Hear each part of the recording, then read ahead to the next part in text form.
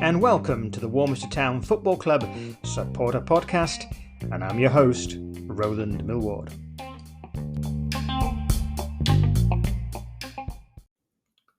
Well, we're back for another podcast, and of course, we have Jamie House with us for this podcast, along with a special guest, and we'll introduce him later in the show. But I'll just say this, it's not big, it's massive. But first, let's speak as usual to Jamie. So, Jamie, we are back. It's been a while. December the 7th was the last podcast, and due to circumstances, we've been away, but we are here. Jamie, how are you doing? We are. I'm good, thank you. Has it really been that long? Actually, you know what? It seems longer than that, actually. 7th of December doesn't sound that long ago, but yeah, I suppose it is now. Yeah, it certainly felt like it's been a while. It has been a while. We'll try and get more regular on the old podcast front, just to really keep promoting Warminster Town. And what we'd like to talk about, Jamie, first of all, Saturday's game. We have to. Well, it was a win. It was a win. It certainly wasn't our finest 90 minutes. I think it's probably safe to say that. The conditions weren't great either. But yeah, we just didn't seem on the ball for whatever reason. But yeah, like you say, we still won. Ran out 2-0 winners against Portishead. So take the positives. If you play bad and still win, it can only be a good thing. So absolutely, yeah. So it was one of those games where hardly any passes came about. They were just, always going back to Portishead and on the. You know what it was. Anyway. You know what it is? We played in red shorts last week, and all our players were getting confused because Portishead were in red shorts this week. You think that's what it was? Your theory, that must be what it was. There's no other explanation. Well, we should be all right at Welton Rovers, anything they're green. Yeah. Unless everybody's colourblind, then we've got a problem. So anyway, but yeah, so 3 points. Of course, we'll look at the table in a short while and have a little chat about that. But when we look back over the number of games that we've had, it's a terrific season. It's been a fantastic season for us. It really has. I mean, we're how many games unbeaten now? Something like 13, 14, something 15, like that? 15, I think, now after that last 15, one. 15. Yeah. So, I mean, that's certainly the best run I've ever seen Warminster Town on. And I've been coming to watch them for best part of probably 11, 12 years now. Yeah. So, yeah, it's been an incredible season. And, credit really has to go to Crabby and the rest of the managerial team and the players, obviously, who have really knuckled down and, got the results. It's been brilliant. Yeah, somebody was asking on Facebook, actually, what's the best run Warminster's ever had? I don't know the answer. If any historians out there remember or got the stats, that would be useful to know, wouldn't it? Be interesting. Mm.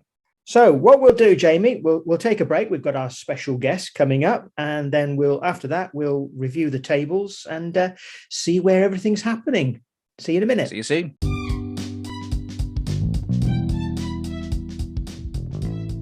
How do you like the Red and Black, Warminster Town's own electronic newsletter, delivered directly and for free to your email inbox?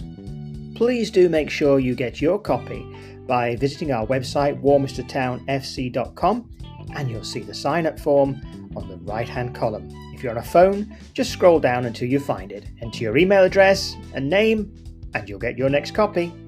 Look forward to welcoming you along as a reader. So now it's time for our guest of the week. Remember, it's not big, it's massive. It's Mr. Ben Cook of Weymouth Street Massive. Hi, Ben. How are you? I'm great. Thank you very much for having me on. It's great to be here. Oh, I'm glad you could join us, Ben. I want you to tell us a little bit about what is Massive. Of course, it's the YouTube channel. So the Weymouth Street Massive is the title. So what got you to set this channel up?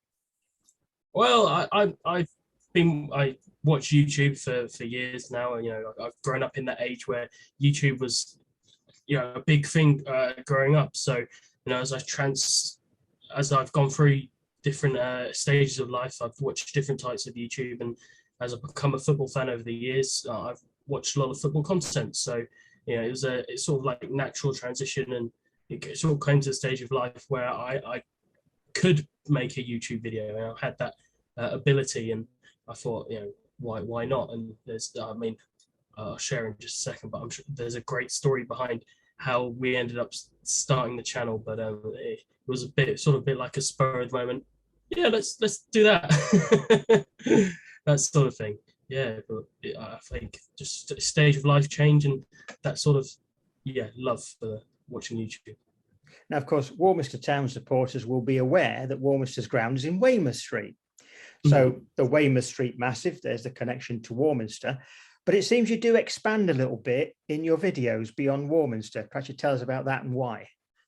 Yeah, so I mean, it started off actually in Scotland. That's where our first video is based, and we started off before then. So there isn't any content, unfortunately, but we've been watching games regularly since about August of that year. So when the season really started, so we went along to a few Warminster games before that, and then we were doing a bit of hopping between Bristol and that.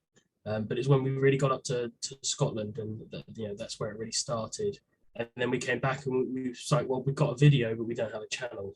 I was like, well, Warminster's our closest. It's a non-league club. It's one of the smaller, but actually, we just really enjoyed going along there, and it was just such a great atmosphere and just a great club overall. I was like, well, why don't we base ourselves around Warminster Town? So we spend most of our time there, and lots of videos are filmed there, but we felt like there was still scope if we were going off to watch a game elsewhere, that it made sense to show everybody what we got up to and where we went. And I think we've filmed some games that were good, to say the least, enjoyable to watch. So it was great to share with people that we could go to those games and we could watch them and we could really enjoy them. Excellent. Well, part of the the menu of your videos as we watch them is just kind of the build up to the match, and then we have some very interesting predictions at times from you and the guys. Yeah, I mean, we haven't had the best of fortunes. I think it was only about a month ago when someone, I think it was myself and Ethan actually, got a prediction right for the first time. So it took us about 3 or 4 months to get there and get the predictions right. But I mean, we got close a few times, but it's one of those things, isn't it? It's very hard to predict a football score. It's the game that we love. Is just unpredictable at the best of times. And then I think I went on a streak of 2 or 3 in a row getting them right. But I think the last one we did, Ethan got right. That was the Warminster's 2-0 win the weekend against Portishead. So it's good to see. Not just me and my knowledge being put to use, but as we get to know the club better, we're getting a little better at predicting the scorelines. Yeah, I did notice it was correct. Yes, that was good. Well done. So it is good. It's of course, wherever you go, it just brings a little bit of atmosphere of those games to people that can't go to football matches, or not very often, which is nice. And we hope you're attracting more people to come to watch Warminster Town as well, which is another good thing. Yeah, I think so. I only in the last couple of months, but I've started to meet more ground hoppers. The more you go to smaller grounds, teams that people might not go and see regularly. Actually, you get to meet some people who are just taking their time out to tick grounds off and to go to games. And I met some great people on my travels, and I go up to them. I say, yeah, I spend most of my time at Warminster. And the other week, I had someone who said, yeah, I was there in the 90s to watch a cup game. And it's just these wonderful stories start to come out about, I was there in 91, or I was there in 89, this sort of thing. And you just get to hear these wonderful stories about games that were before my time. But these stories haven't been lost because there are people there. And the wonderful thing about having a YouTube and that is you can now document this sort of thing. And it's there for future generations to go and watch and to go and see. And my hope is that this will be a big year for Warminster. So to have that sort of record of how that season went will just be a great little ode to the part of the club's history. Absolutely. Well, I'm going to put a link in the description for everybody to find you on YouTube. But of course, if someone's listening and can't see the description, just simply memorize Weymouth Street Massive, and you're bound to come up if they put that either on Google or in the YouTube search itself, aren't they? Yeah, definitely. We're if you can always come and follow us on social media as well. We spend a lot of time on Instagram under the same tag, and on Twitter it's just under Ben Cook, and I'm on there and I'll retweet when this episode's going live, and that way you never miss what we're doing and where we are. Excellent. Well, I enjoy watching them, Ben. I must say, it's I do watch them all, so I am a number one fan, I hope. Yeah, we do appreciate the comments and the likes. Roland, you being a big supporter of the channel, and knowing also more than even me about how YouTube channels work and the demographics and everything. It's a great help to have you there and to give us a few hints and tips along the way. So enjoy that. It's a pleasure. Always welcome. Shall we move on to another little area of your life that I find interesting? Because you don't talk much about this at all on the YouTube channel, really, but I have seen you on Instagram a little bit. But you do some football coaching. Let's talk about that. So I do a little bit of football coaching. That sort of love for the sport has sort of dripped down through my life, and it's come to a stage where I really wanted to do something, and I can play, but I'm not the fittest of people, so I don't quite finish the 90 minutes. So it made real sense to me to go and enjoy coaching at a level which I felt I was best suited to. So I coach with the Heytesbury under 18s at the moment, and that's a great joy to me, and it's great to work with some really talented individuals and some great coaching staff to just have a little bit of fun, and we go to games with the open mindset, and there's a little bit on the YouTube channel that we do a little bit of a short series where if I go to a game as a coach, I'll review it afterwards, but I tend to keep it a little bit separate just for the privacy of all those involved, but it's a great thing to be involved with, and I say to anybody who's got a little bit of knowledge about football, who loves football, go along to support firstly your youth teams, but also go along and offer a hand if it's just putting up the nets before a game or putting the corner flags out, or even just coaching them. Clubs will be really thankful for that sort of help. Well, indeed, I'm glad you've mentioned that subject, because we'll be mentioning the need for volunteers in this podcast. So volunteers are the lifeblood, obviously, of lower league clubs. Once you get to the higher leagues, they pay everybody pretty much. There are some volunteers, but pretty much everybody is paid for along the way. Whereas without the volunteers, nothing would happen, would it, at the lower level? Yeah, without a doubt. Yeah. So, putting you on the spot, don't mention any names, but do you see future talent for Warminster Town coming through your under 18s? I'm sure Heytesbury first team would have something to say about that. But we just, I think the old, talent scouts are out.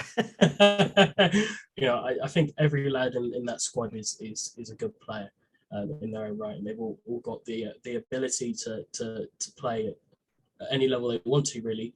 And I'm excited to see where they go and what they do with how they're playing. And at the moment, we're just enjoying the fact that we can play in a league, and many sides and leagues have gone under, unfortunately, with the pandemic. But we've been able to carry on playing and play games when we can. So I think the boys are just enjoying that, and hopefully in the future they'll get the opportunity to go on trial or play for clubs around the local area or even bigger. That'd be a wonderful thing to see. Yeah, main things, as long as they're enjoying it. Exactly. Yeah, that's the big thing. And obviously that gives you a lot of satisfaction as well, seeing people respond to the coaching and enjoying it. Yeah, I think the connections you make with people are just brilliant, and the little bonus is that maybe one day you'll be sitting down and watching an England game and you'll hear a name and you'll go, there I was, and that's what I was doing then. But it's just the joy of coaching at the end of the day. And when you get that result, or when you see that player that you've been working with that week excel, that's a great feeling, and it's good to see them realize the talent that they've got. So that's the great thing for me coming out of that. Brilliant. So we've got Ben Cook, the YouTuber. Ben Cook, the football coach. What's next, Ben? What else we got on the list? Well, I think this is a great time for me to explain where we come from and like why and where we're going to go next. So we're a group of lads. So although I'm often the face of the channel, and I'm often the person behind the scenes doing a lot, I couldn't do it without the guys who are with me, and you'll see some of them more often than not. Others, live busy lives, so they'll be in and out of videos. But there's I think 7 of us at the moment who appear in various places, and we've had one or two people just come on for the one video, which is always nice to have new people. But we started just the 3 of us up in Scotland. We went up there to watch Moldova play Scotland just because we have connections with Moldova through various routes, and we thought, wouldn't it be amazing just to go up there and watch them? And that sort of started it off. I remember watching someone else doing a vlog that night. I said to the 2 guys with me, Ryan and Liam, I said, look, why don't I get my phone out and why don't we vlog this experience? Let's see what happens. And that was it really. And I just spent the next week editing and working out all the YouTube stuff and how to start a channel, and then there it was. And we discussed the name, and we chopped and changed. It started off as Ultras, and then we decided Massive was what we would go for, and Weymouth Street Massive was born, and that's where we're at. And we've diversified in different content, I'd say, over the years. So I started off actually editing on a computer, and I now edit just on my phone. So I film and edit just through the phone, and it makes it a lot simpler for me. So we started off there, and I've done a little bit of Football Manager content. I quite enjoy Football Manager as a game, so we did a little bit of that. And I think the next for us is to start delving deeper into the world of football, and in particular the world of lower league and non-league football, because I don't think people realise what a big world it is. In particular, just in England, the diversity and the size of the clubs together is quite something. So we would really dream, or I dream in particular, of being able to meet with players, managers, fans, people at clubs who groundsmen who have been working for years and have got such incredible stories to tell, and just interviewing them. And that's something that I want to get started by the end of the season, hopefully, but we'll see how things go. But just that interviewing, going behind the scenes and showing people what happens in the life of a footballer and a football fan, and people who run these clubs behind the scenes. Give people a look behind the locked doors of non-league, so to speak. And it's good to see a younger person like you doing this, Ben, because when you look around clubs, you find that the volunteers tend to be at the older end of the scale. Yeah. And we need more young blood either coming in to volunteer or encouraging people to volunteer with them as well, so that cycle can carry on, because without the volunteers, we have no football, essentially. Well, I don't know if I ever told you this, Roland, but one of the things that really showed me the problems that are in non-league football at the moment was my video that I went down to Totton and Ealing Football Club, and my heart goes out to them there, because they're the people who do work for the club and do volunteer to keep that club going. Clearly were stretched thin, but doing it for the love of the club. And they had one volunteer on the gate, one groundsman, and one person who sort of ran everything else, who was the chairman as well. And there wasn't much else there. So from speaking to people around and fans and that, it was that feeling of how much longer can this continue, and that's a sad thing to hear about a club, at any level. But I think it's even sadder at this level, because often these clubs can slowly disappear, and no one will ever know, or it just becomes forgotten. And I don't think that's something that should happen. And, that's why we said about volunteers and why it's so important for the next generation of volunteers to come through and to do things. And that's why I always think that and I hope that I'm always the person to put my hand up if a local team needs something doing, because without the teams like that, I wouldn't have anything to do on my weekends, and I'd be very much bored. Or without it, as we say. Yeah, Yes. absolutely. Yeah. Oh, Ben. Well, it's a real pleasure to talk to you, Ben. And we shall keep following your progress as the Weymouth Street Massive. I believe you might even be planning a podcast at some point as well in the future. So it's in the pipeline. Well, let us know when it's about to come out the pipe, and then we'll let everybody know. That's great. Thank you. Will that also be massive? I expect it will. Yeah. Yes. Well, I'm hoping to start it off in a big way, and that's then we can work from there, and I can showcase more of what we do. Brilliant. Thanks very much, Ben. Thanks for your time. Appreciate it very much. Take care. Thank you.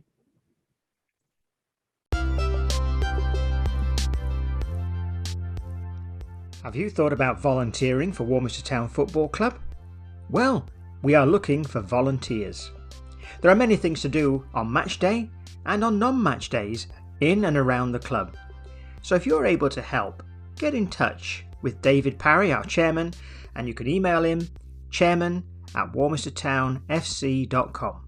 That's David Parry, chairman@warminstertownfc.com, and please consider volunteering for your club. So we're back with Jamie. Jamie, have you got the league tables to hand, and can we have? I do have it opinion in on front them? of me. Yes. Brilliant. Fire away. Let's talk about the Toolstation Western League Division 1. Well, it's close at the top. I mean, I don't think I've actually ever seen a title race this close in the league before. Normally, it's one team runs away with it, and there's kind of one sort of near them, and then it's the rest of the table. But at the moment, there's only 6 points covering the top three. Well, us being one of them. Obviously, Sherborne are top with their 66 points. They have played one more game than us and Welton Rovers have. But even on a win, that would only take us to 1 point behind them, so they'd still be a point ahead of us. But they've been, nicely ticking over, keeping up. They had a bit of a lull mid-season, but they've certainly picked it up again now. I mean, they've got a goal difference of 59. I mean, they've been scoring goals for fun, to say the least, and that's been all season. Then we are obviously second. We've played 28 games. We're on 62 points. That lovely string of games we've put together and won, or been unbeaten in at least. And then Welton Rovers, the big game coming up at the weekend. Obviously, we are playing them, presuming the weather holds, obviously. They're also played 28 games. They are currently 2 points behind us. That's going to be a tasty one. So they're kind of the ones we've got to keep on our radar at the moment. Then Radstock are currently fourth. They've been sort of quietly keeping sort of in touch with the with us and Welton and Sherborne. And then Wincanton round out the top five. They've only played 26 games. That's compared to the sort of games that everyone else has played in the league, that's quite low. Yeah, and if they win those sort of two games, they're actually quite close in contention as well. They are. They could be a bit of a dark horse. So I think should probably be watching our backs. You've been listening to Ian Knockholes about Wincanton and days at the races and dark horses, haven't you? I can tell. Nope. Oh, okay. Oh, I probably shouldn't have said that. Anyway, never mind.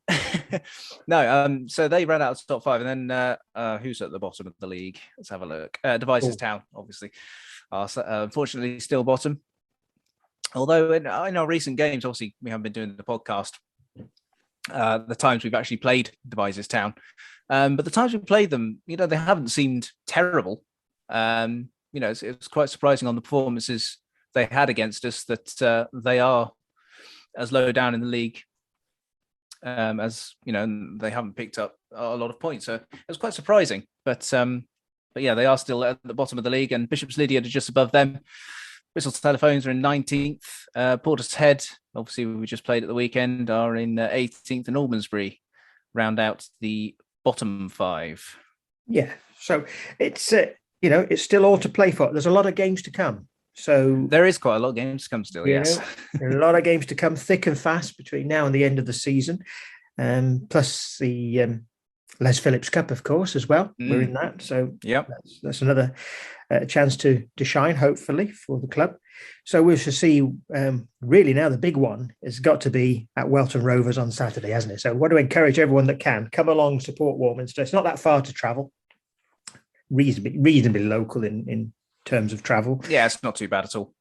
And hopefully, get behind the boys, and that will be a key factor to can beat Welton and put another 3 points between us on top of the 2 that's already there. That would be very, very good. Very nice indeed, and help keep us in sight of Sherborne Town as well. So it's all to play for, as they say. Yeah, I think it's going to be an exciting end to the season. Absolutely. Now, Jamie, it has not gone unnoticed that you've been investing in your camera equipment, and you are now the proud owner of a much rather larger lens. I am, yes. I bought a new lens a few weeks ago. It's probably a few weeks ago. The old lens I had was not really up to the task, shall we say. It wasn't designed for taking sort of sports photography and something where something is moving in the picture very quickly. I invested in a much larger lens, and it seems to be working out so far. It's gloomy days don't help. Better in low light for you as well. It is better. It is a lot better in low light. It works under floodlights. That's a good thing. Yeah. Well, one didn't. Yeah. So, I've been investing in a bit of camera work to try and get better pictures, and sort of get it out there a bit, Excellent. Well, I see you've kind of rebranded yourself now, JH Sports Photography. I have branded myself, yeah. This is a growing concern, I can see. So if anybody would like to have some pictures taken, I believe you're trying to build your portfolio so they can get in touch with you. Yes. Yeah, absolutely. Yeah. Get Excellent. Some more, some other sports maybe. Yeah. Tiddlywinks, bowls. Actually, bowls would be quite good. Yeah, bowls, hockey. Yeah, rugby, cricket. Yeah. Summer's coming sometimes. So more outdoor activities. So if anyone's interested, best way is probably to look you up on Instagram, isn't it? JH Sports Photography. Yeah. So look Jamie up on JH Sports Photography, send him a message if you'd like some. I know he wants to build a portfolio. So if you're local around Frome, Warminster sort of area, so he doesn't have to travel too far, I believe you'll kind of come along and help people out just to build up your portfolio. Yeah. Excellent. Well, wait for the Instagram account to be flooded with requests, Jamie. That's all I can say. Well, let's hope so. Indeed. Well, thanks for joining us. I'm looking forward to being at Welton Rovers with you on Saturday, and we shall be able to discuss that, I'm sure, in a future podcast. So take care, Jamie. You too.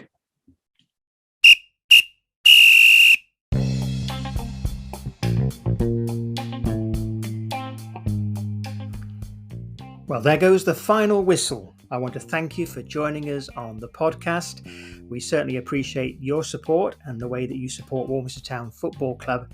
And don't forget, if you'd like to volunteer, please get in touch with the club via our chairman, as we've mentioned earlier.